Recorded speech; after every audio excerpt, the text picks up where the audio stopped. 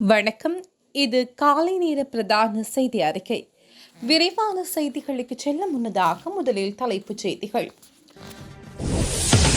நுகேகொடவில் இன்று அனுர் அரசுக்கு எதிராக பேரணி, பல கட்சிகள் ஆதரவு வழங்க மறுப்பு. இளைஞர்களின் எதிர்காலம்தான் முக்கியம், ஜனாதிபதி கருத்து. விடுதிகளில் தங்கியிருந்து போதைப்பொருள் விற்பனை, யாழில் கைதாகிய குழு. அர்ஜுனாவுக்கு இளங்குமரனுக்கும் காரசார வாக்குவாதம், நாடாளுமன்றத்தில் நடந்தது என்ன? திருமணம் செய்திருக்கிறேன் என்று கூட கூற முடியாதவர்கள் தான் தமிழர்களின் கலாச்சாரத்தை மேலே உயர்த்த போகிறார்களா? ஏனென்றால் முழு கல்லறிஞர் முன்னால பார்த்து கொண்டிருக்கிறார்கள். முட்டையை விழுங்கினாங்களோ இல்லாட்டி மாறி சொன்னா அது பாராளுமன்றத்தில் நீக்கி போடுவீங்கள். அதால அதை நான் சொல்லாம அதை விழுங்கினாங்களோ என்னமோ தெரியாது. கணவனை கொலை செய்துவிட்டு நாடகமாடிய மனைவி, பயத்தில் போலீசில் சரணடைந்த மனைவியின் நண்பன். எதிர்வரும் 22ஆம் தேதி வரை அதிகரித்த தொடர் மழைக்கு வாய்ப்பு, விடுக்கப்பட்ட சுனாமி எச்சரிக்கை. மீண்டும் உச்சத்தை தொடும் தங்கத்தின் விலை, இலங்கையில் தொடர்ந்தும் அதிகரிப்பு.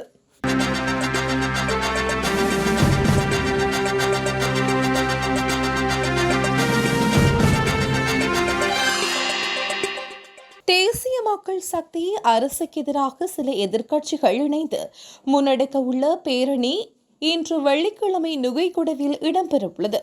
இந்த பேரணியில் பெருந்திரளான மக்கள் பங்கேற்பார்கள் என முன்னாள் ஜனாதிபதி மஹிந்த ராஜபக்ச அறிவித்துள்ள நிலையில், நாட்டின் பல பகுதிகளில் உள்ளவர்கள் நுகைகொட அழைத்து வரப்படுவார்கள் என எதிர்பார்க்கப்படுகிறது. தேசிய மக்கள் சக்தி அரசு ஆட்சிக்கு வந்து ஓராண்டு கடந்துள்ள நிலையில் நாட்டு மக்களுக்கு வழங்கிய வாக்குறுதிகளை நிறைவேற்றுமாறு வலியுறுத்திய இந்த போராட்டம் நடத்தப்படுகிறது என்று ஏற்பாட்டாளர்கள் விளக்கம் அளித்துள்ளார்கள். அத்துடன் அரசின் ஜனநாயக விரோத செயல், அடக்குமுறை என்பவற்றுக்கு எதிராகவும் நடவடிக்கை இடம்பெறும் எனவும் அவர்கள் அறிவித்துள்ளார்கள். எதிர்க்கட்சிகள் கூட்டணைந்து மாபெரும் மக்கள் குரல் என்ற தொனிப்பொருளில் அரசுக்கு எதிராக பேரணியை நடத்தினாலும் பிரதான எதிர்க்கட்சியான ஐக்கிய மக்கள் சக்தி இதில் பங்கேற்கவில்லை. நாடாளுமன்றத்தில் 3வது பெரிய கட்சியான இலங்கை தமிழரசு கட்சியும் தாம் கலந்து கொள்ளப் போவதில்லை என அறிவித்துள்ளது. மலையகத்தில் உள்ள பிரதான இரு கட்சிகளான இலங்கை தொழிலாளர் காங்கிரஸ் மற்றும் தமிழ் முற்போக்கு கூட்டணியும் இந்த பேரணியில் பங்கேற்கவில்லை எனவும் அறிவித்துள்ளது. விமல் வீரவன்ச, சம்பிக்க ரணவக்க, திலித் ஜெயவீர உள்ளிட்ட கட்சிகளின் தலைவர்களும் இந்த பேரணியில் பங்கேற்க மாட்டார்கள். ஸ்ரீலங்கா பொதுஜன பெரமுன, ஐக்கிய தேசிய கட்சி, ஸ்ரீலங்கா சுதந்திர கட்சி, பிவித்துருகேலிய உரிமைய உள்ளிட்ட கட்சிகளும் அவற்றுக்கு சார்பாக அமைப்புகள் மற்றும் தொழிற்சங்கங்கள் மாத்திரமே இதில் பங்கேற்க உள்ளது. பொது எதிரணியால் நுகேகொடவில் இன்று முன்னெடுக்கப்படவுள்ள மக்கள் பேரணி மற்றும் பொதுக்கூட்டம் காரணமாக விசேட போக்குவரத்து திட்டம் அமுல்படுத்தப்பட்டுள்ளதாக இலங்கை காவல்துறை தெரிவித்துள்ளது. மிரிகான காவல்துறை பிரிவுக்குட்பட்ட ஆனந்த சமரகோன் திறந்தவெளி அரங்கில் இன்று பிற்பகல் 2 மணிக்கு பொதுக்கூட்டம் இடம்பெறவுள்ளது. இந்த பொதுக்கூட்டத்தில் கலந்து கொள்ளும் நாடாளுமன்ற உறுப்பினர்கள், பிரமுகர்கள், அரசியல் கட்சி தலைவர்கள், பிரதிநிதிகள், ஆதரவாளர்கள் மற்றும் பொதுமக்களின் பாதுகாப்பை உறுதி செய்வதற்காக ஒரு விசேட போக்குவரத்து மற்றும் பாதுகாப்பு திட்டம் நடைமுறைப்படுத்தப்பட உள்ளது. பிற்பகல் 2 மணி முதல் பேரணி நிறைவடையும் வரை இந்த போக்குவரத்து திட்டம் அமுலில் இருக்கும் எனவும் தெரிவிக்கப்பட்டுள்ளது. போதைப்பொருள் ஒழிப்பு பணியில் இருந்து அரசாங்கம் திசை திருப்பப்படாது என்று எதிர்க்கட்சிகளின் முயற்சிகளினால் அதை தடுக்க முடியாது என்றும் ஜனாதிபதி அனுரகுமார் திசாநாயக்க தெரிவித்துள்ளார். தங்காலையில் முழு நாடுமே ஒன்றாக என்ற தேசிய போதைப்பொருள் ஒழிப்பு திட்டத்தை ஆரம்பித்து வைத்து கருத்துரைத்த போதே ஜனாதிபதி இவ்வாறு குறிப்பிட்டார். போதைப்பொருள் ஒழிப்பு பணியிலிருந்து அரசாங்கம் திசை திருப்பப்படாது என்று எதிர்க்கட்சிகளின் முயற்சிகளினால் அதை தடுக்க முடியாது என்றும் ஜனாதிபதி அனுரகுமார் திசாநாயக்க தெரிவித்துள்ளார். தங்காலையில் முழு நாடுமே ஒன்றாகின்ற தேசிய போதைப்பொருள் ஒழிப்பு செயற்திட்டத்தை ஆரம்பித்து வைத்து கருத்துரைத்த போதே ஜனாதிபதி இவ்வாறு குறிப்பிட்டார். போதைப்பொருள் ஒழிப்பு பணியிலிருந்து அரசாங்கம் திசை திருப்பப்படாது என்றும் எதிர்க்கட்சிகளின் முயற்சிகளினால் அதை தடுக்க முடியாது என்றும் ஜனாதிபதி அனுரகுமார திசாநாயக்க தெரிவித்துள்ளார். நாடாளுமன்றத்தில் நேற்றைய தினம் இடம்பெற்ற விவாதத்தின் போது 2 தமிழ் நாடாளுமன்ற உறுப்பினர்களுக்கிடையே கடும் வாக்குவாதம் ஏற்பட்டன. நாடாளுமன்ற உறுப்பினர்களான இளங்குமரன் மற்றும் ராமநாதன் அர்ஜுனாவுக்கு இடையிலான இந்த காரசார வாக்குவாதம் இடம்பெற்றது. நாடாளுமன்ற அமர்வின் போது இளங்குமரன் தொடர்பாக அர்ஜுனா தெரிவித்த கருத்துக்கு இளங்குமரன் பதிலளிக்க முற்பட்ட போதே இந்த வாக்குவாதம் இடம்பெற்றது. இதனையடுத்து பதிலளித்த நாடாளுமன்ற உறுப்பினர் ராமநாதன் அர்ஜுனா இளங்குமரன் மீது குற்றங்களை சுமத்தினார். அதே நேரம் குறுக்கிட்ட ஆளும் தரப்பு நாடாளுமன்ற உறுப்பினர் கிட்னன் செல்வராஜ் தனது கருத்துக்களை வெளியிட்டார். ஆங்கில ஸ்கூலில் படிக்கிறார். அவர் ஒழுங்காக அவரது பிள்ளையை கூட தமிழில் கற்பிக்க தெரியாதவர் தான் இங்கே இருந்து கூறுகிறார். முகப்புத்தகத்தில் ஒழுங்காக தமிழில் கூட வசனத்தை எழுத தெரியாமல் நாங்கள் சிங்களத்தில் கதைக்கும் போது ஒரு சில மம நம என்று விட்டோம், அதை பெருசாக தூக்கி கதைப்பதுதான் இவருடைய பழக்கம். நாங்கள் அவரிடம் ஒன்றை கூறுகிறோம், தமிழில் கூட உங்களது முகப்புத்தகத்தில் ஒழுங்காக எழுத தெரியாதவர்கள் நீங்கள் தமிழர்களா என்று நாங்கள் கேட்க விரும்புகிறோம். ஒருவேளை சிங்களவர்களா மாறிவிட்டார்கள், மாறினாலும் பிரச்சனை இல்லை, மாறத்தான் வேணும். ஏனென்றா கொழும்பில் தான் இருக்கிறார். அவர் திருமணம் செய்ததை அப்படி யாரை திருமணம் செய்திருக்கிறேன் என்று கூட கூற முடியாதவர்கள் தான் தமிழர்களின் கலாச்சாரத்தை தமிழர்களின் கலாச்சாரத்தை மேலே உயர்த்த போகிறார்களா கேட்கிறேன் அவரிடமே. ஆனால் இன்று அவர் பெரிய பீத்தாண்டிகள் மாதிரி முன்னால் தமிழ் வசனம் கதைக்கிறார், தமிழரை உசுப்பேற்றுவதற்கு செயற்படுகிறார். இவ்வாறு உசுப்பேற்றிய தமிழர்களை கொலை செய்த வரலாறு தான் இருக்கிறது. இன்றைக்கு மின்சார விதி சம்பந்தமா சப்ஜெக்ட் போய் கொண்டு இருக்கு. நீங்க இன்றைக்கு அதை கேட்டீங்களா, நிப்பாட்டினீங்களா? நேற்று என்ன நிப்பாட்டினீங்க? 4 நிமிஷம்.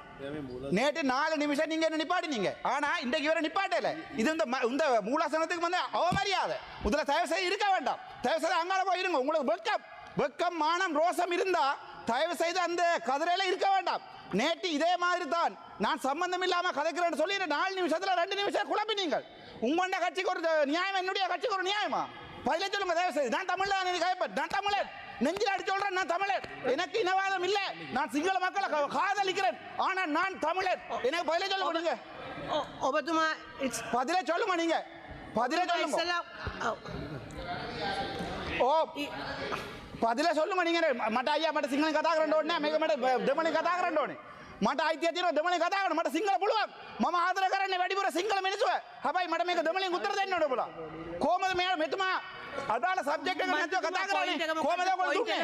මට පොයින්ට් එක දැන් සාමාන්‍ය පොයින්ට් එක කියන්නේ கௌரவ தலைமை தாங்கும் அதிகாரி அவர்களே, அதாவது தலைமை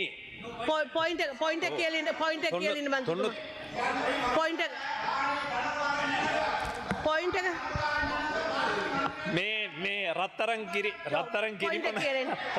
කිරිබොන මේ මෝඩේ කතා කරන්නේ හරිද? පොයින්ට් එකක් නෑනේ මන්ත්‍රීතුමා. පොයින්ට් එකක් නෑ. කවුද ඊළඟ பந்த்? இந்த ஜமீன்தார் வெக்கமாக இருக்கிறது. இந்த பார் 500 பார் பெர்மிட் வேண்டினா இந்த பார் அவர்கள் போய் மறுபடியும் இந்தியாவுக்கு போய் இந்த அக்ரிமெண்ட்டை செய்திருக்கிறார். எனக்கு மிக வெக்கமாக இருக்கிறது. ஏனென்றால் முழு கல்லறிஞர் முன்னால் பார்த்து கொண்டிருக்கிறார்கள். முட்டையை விழுங்கினாங்களோ இல்லாட்டி மாறி சொன்னால் அது பாராளுமன்றத்திலேருந்து நீக்கி போடுவீங்கள். அதை நான் சொல்லாமல் அதை விழுங்கினாங்களோ என்னமோ தெரியாது, முழுசி கொண்டே இருக்கிறாங்க. இதுதான் அந்த டாக்குமெண்ட். இந்த அக்ரிமெண்ட்டை வேறு என்ன செய்யிருக்கார், திட்டமிட்டு செய்திருக்கிறார் என்றால், இது மறுபடியும் இந்த சன்பவர் என்ற கம்பெனி வந்து இபிஎஃப் இடிஎஃப் பே பண்ணாமல் உச்ச நீதிமன்றத்தில் வழக்குகள் தாக்கப்பட்டு வருடத்துக்கு 5 மில்லியன் பே பண்ண சொல்லி இந்த சன்பவர் நீதிமன்றத்துக்கு வழக்குகள் தீர்ந்திருக்கிறது. உடனடியாக அதே 3 பேரும் போய் திருப்பி யுனைடெட் சோலார் எனர்ஜி என்று வேறொரு கம்பெனியை ஆரம்பித்திருக்கிறார்கள். வேறொரு கம்பெனியில் அதே 3 பேரும் வேறொரு கம்பெனியை ஆரம்பித்து இந்த யுனைடெட் சோலார் எனர்ஜிக்கு அதே ஒப்பந்தத்தை கொடுத்திருக்கிறார்கள். அந்த முல்லைத்தீவு, கிளிநொச்சி, பூநகரியில் வாழ்கிற மக்கள் ஒரு கரண்ட் எடுக்கிறேன் என்று சொன்னால் மாபெரும் கஷ்டம். யாராவது புலம்பெயர் நாட்டிலிருந்து வர ஒருவர் ஒரு வீட்டில் போய் சோலார் எனர்ஜியை எடுக்கிறேன்டா மாபெரும் கஷ்டம். 1200 ஏக்கர் காணியை மொத்தமாக 70 மில்லியன் ரூபாய் கையூட்டல் வேண்டிக் கொண்டு இந்த ஜமீன்தார் அவருடைய பேருக்கு 40 மில்லியன், அவருடைய மகனுடைய பேருக்கு 30 மில்லியன். அவருடைய மகன் யார் என்று பார்த்தீங்கன்னா யாழ்ப்பாணத்து ஜெஃப்னா இந்து காலேஜில் சாரங்கன் என்று சொல்லப்படுகின்ற ஒரு விளையாட்டு முறை வீரர். இவருடைய அக்கௌண்ட்டுக்கு இந்த 30 மில்லியனும் இவருக்கு வந்து 40 மில்லியனும் அண்மைய தினத்தில் கிளிநொச்சியில் இருந்து இந்தியாவிலிருந்து வழங்கப்பட்டிருக்கிறது. அதுக்குரிய ஆதாரங்கள், அந்த செய்யப்பட்ட ஒப்பந்தங்கள் இதோ நான் வழங்குகிறேன். இதில் வெட்கப்படுறேன் நான். என்னண்டா அந்த கிளிநொச்சி சனம் பாவம். நானும் கிளிநொச்சியில் இருந்தேன். உருத்திரபுரமா உடையார்கட்ட முள்ளிவாய்க்கால அக்கராயனா சகல இடத்துலையும் வெறுங்காலோட நான் பாடசாலை போனேன். எனக்கு வெக்கமா இருக்கு, கவலையா இருக்கு. எந்த கட்சியில நம்பி 8 பாராளுமன்ற உறுப்பினர்கள் தான் பின்னால் இருக்கணும். அவைட்டே போய் கேட்டேன், அண்ணே மனச்சாட்சி இருந்தா சொல்லுங்க, நான் இந்த டாக்குமெண்ட்டை பார்லிமெண்ட்டுக்கு அடிக்காம விடுறேன்டா. எனக்கு சொன்ன பதில், தம்பி நீ அடி, அது உண்மையாக இருந்தால், அந்த ஊழல் உண்மையாக இருந்தால் ராசா நீ அடி, ஒரு பிரச்சனையும் இல்லை, அதை அரசாங்கம் தேடி கண்டுபிடிக்கட்டும். ஆனால் நீங்கள் எல்லாரும், இந்த மக்கள் உட்பட எல்லாரும் இந்த ஊழல் பிடிபடும் என்று நீங்கள் நினைச்சால், தம்பி உங்களுக்கு தான் இதை சொல்கிறேன், நாங்கள் யாருக்கும் சப்போர்ட் இல்லை. ஊழல் யாரென்றாலும் நாங்கள் அதுக்கு அடிப்போம். முட்டையை தின்றவர் கத்த தேவை இல்லை. என்னென்றால் இதை இந்த டாக்குமெண்ட்டை நான் இதை போடுறேன். ஆனால் உங்களுடைய அரசாங்கம் ராசா ஒரு நாளுமே இந்த சம்பந்தப்பட்ட புட்டு விற்கிற வரைக்கும், வாழைப்பழம் விற்கிற வரைக்கும், கத்திரிக்காய் விற்கிற வரைக்கும் அரசாங்கம் வந்து ஒரு நாளுமே என்ன செய்ய வேண்டாம், சட்ட நடவடிக்கை எடுக்காது. நீங்கள் வேணுமெண்டா இருந்து பாருங்க, உங்களுடைய அரசாங்கம் ராசா, ஆனால் எடுக்காது. ஏனென்றா அண்மையில தினத்தில் போய் அந்த கட்சி போய் காய்ச்சி போட்டு வந்திருக்குது ஜனாதிபதியோட.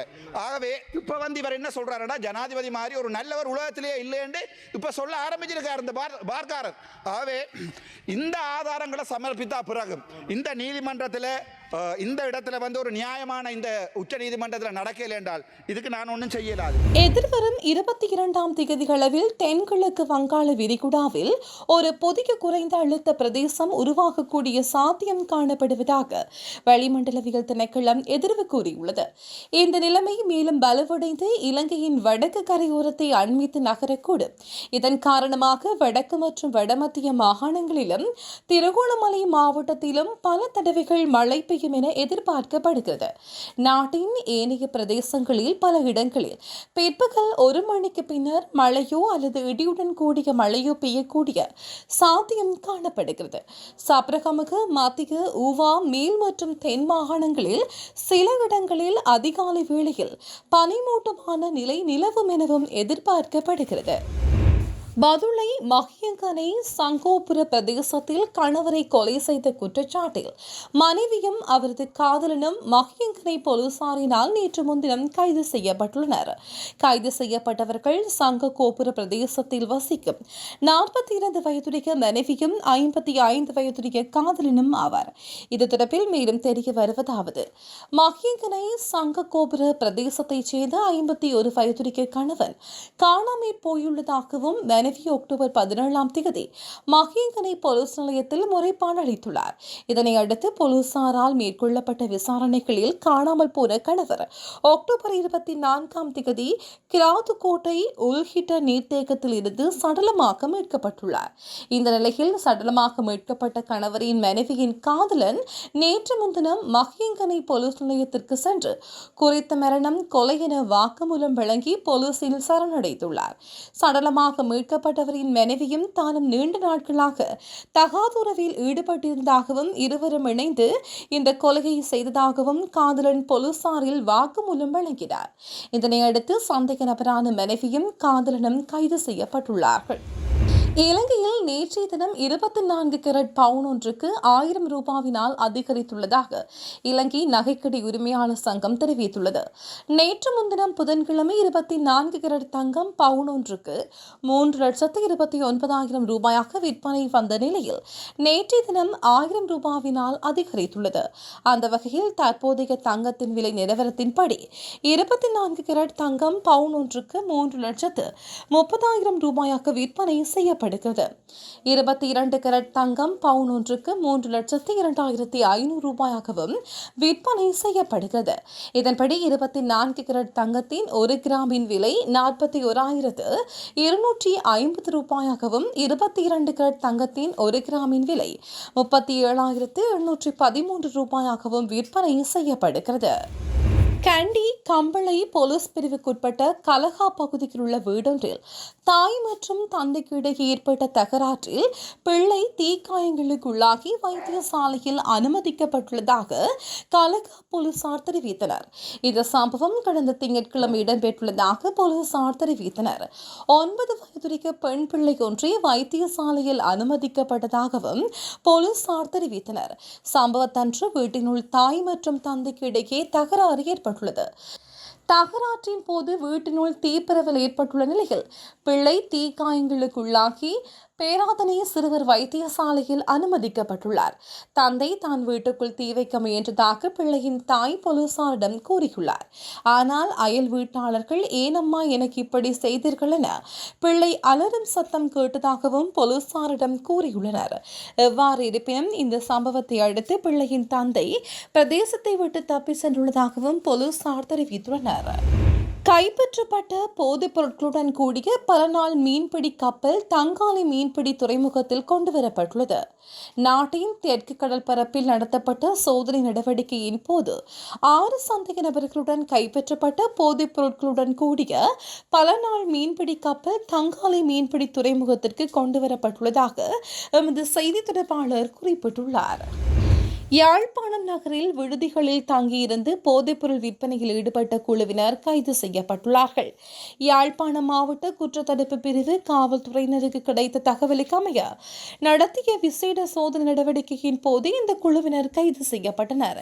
இதன்போது ஐஸ் போதைப்பொருள் விற்பனையில் ஈடுபட்ட 2 பிரதான சந்தேக நபர்கள் உட்பட 8 பேர் கைது செய்யப்பட்டுள்ளனர். கைதானவர்கள் யாழ்ப்பாணம் நகர் மற்றும் புறநகர் பகுதிகளைச் சேர்ந்தவர்கள் என்பதும் தெரிய வந்துள்ளது. இதுபோன்ற செய்திகளை தெரிந்து கொள்ள யாழ் டிவி நியூஸ் சேனலை சப்ஸ்கிரைப் செய்து அருகே இருக்கிற பெல் பட்டனையும் கிளிக் செய்து கொள்ளுங்க. மேலும் இதுபோன்ற செய்திகளை உடனுக்குடன் தெரிந்து கொள்ள யாழ்டிவி.com எனும் இணையதளத்தின் வாயிலாக எங்களோடு இணைந்து கொள்ளுங்கள்.